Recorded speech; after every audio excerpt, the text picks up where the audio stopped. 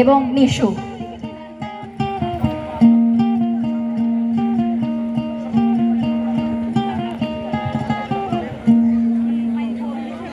আলাইকুম সবাইকে BGC trust বিশ্ববিদ্যালয় ল ডিবেটিং ক্লাবের আজকের এই রম্য বিতর্ক 2025 ইংরেজি স্বাগত।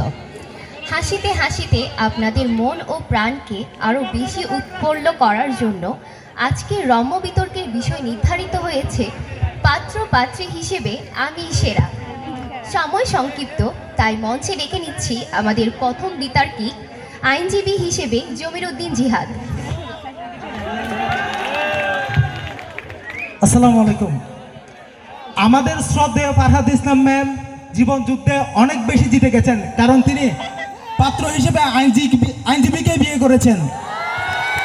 তাই এই পাশে এবং এই পাশে বসে থাকা আমার সুন্দরী সিনিয়র এবং জুনিয়র আপুদেরকে বলছি, আমাদের রাফসান ভাই, ফাহিম ভাই এবং আরও যারা সিনিয়র বা জুনিয়র আছেন এরা কিন্তু সিঙ্গেল এবং ভবিষ্যৎ আইনজীবী, চাইলেও আপনারা সুযোগটা কাজে লাগিয়ে জিতে যেতে পারেন।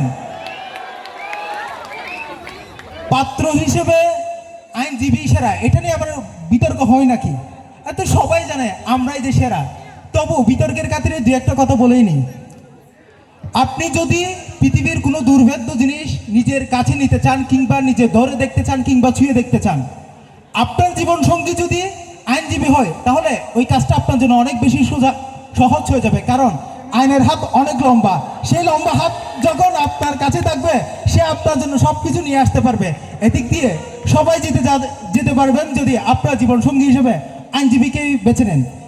যদি আপনি সেটা যদি না করে আমার পাশে বসে থাকা নিশু রানী, যিনি একজন জাজ সাহেবা, তাকে জীবন সঙ্গী হিসেবে যদি বেছে নিয়ে তাকে যদি জীবনের রানী বানাতে চান, তাহলে খোদার কসম করে বলতেছি ভাই, আপনার জীবনে আপনি সারা জীবন অপরাধী হিসেবে থেকে যাবেন, তার কাঠগড়ায় জীবনে কখনোই স্বামী হইতে পারবেন না, আপনি আসামি হিসেবে থেকে যাবেন এবং সারা জীবন আপনার উপরে মানসিক একটা অত্যাচার চলবে, অর্ডার অর্ডার অর্ডার। এরপরে যদি তাকে বাদ দিয়েছেন তাহলে কি হবে?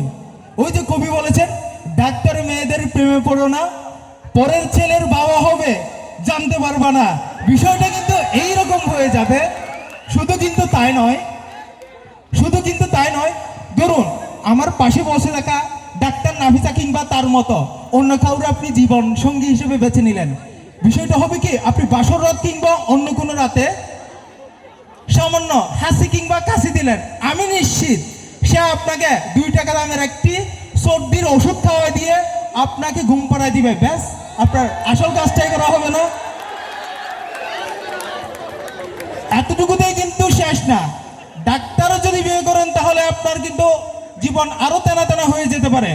মনে করেন জীবন যুদ্ধে আপনার সাথে তার কোনো কারণে বনিবনা হইল না, তার সাথে একটু রাগারাগি হইল এবং দিন শেষে রাতে গিয়ে তার সাথে ঘুমাইলেন, খুদার কসম ভাই ঘুম থেকে উঠে দেখবেন আপনার 2টা কিডনি নাই। বিষয়টা হয়ে যাবে এরকম। কিন্তু এইসব কিছু বাদ দিয়ে যদি আপনি আমার মতো কোনো প্রকার আইনজীবী কিংবা আমার সামনে বসে থাকা ভবিষ্যৎ আইনজীবীকে যদি বিয়ে করেন, তাহলে আপনার সাথে যখন আমার বনিবনা হবে না কিংবা আপনি রাগ করে বাড়িতে চলে যাবেন, খোদার কসম আমি একটা কিন্তু মামলা করে দিব তোমার নামে, কারণ তোমার সাথে আমার দেখা না হলেও অ্যাটলিস্ট শুনানির তারিখে তারিখে তো দেখা হবে। এখন আপনি যদি আইনজীবী পাত্র হিসেবে যদি আমাকেই বিয়ে করেন কিংবা বিয়ের পরে আপনার সাথে আমার যদি কখনোই ঝগড়া হয়, আমি কিন্তু আপনার ক্ষতি করব না, বরং সুন্দর করে আপনাকে প্রেমের আর্জি জানাবো। যেভাবে আদালতে একজন আইনজীবী তার ক্লায়েন্টের পক্ষে কিন্তু আর্জি জানায়, আমি তোমার কাছে কিন্তু প্রেমের আর্জি জানাবো ঠিক এভাবে। যদিও সেই অপরাধে সব দোষ তোমার, তবু তোমার দোষ আমার কাঁধে নিয়ে আমি বলবো, তুমি আমায় দণ্ড দাও কারাগার, সেটাই হব প্রেম কয়েদি 100,000 বার। তখন তুমি গদগদ হয়ে আমাকে বলবে, তোমার ওই চোখে আগুন দেখেছি, একটি হৃদয় জ্বালিয়ে দেওয়ার, আমার এখন সাহস হলো 100 গোলাপ উড়িয়ে দেওয়ার। Thank you.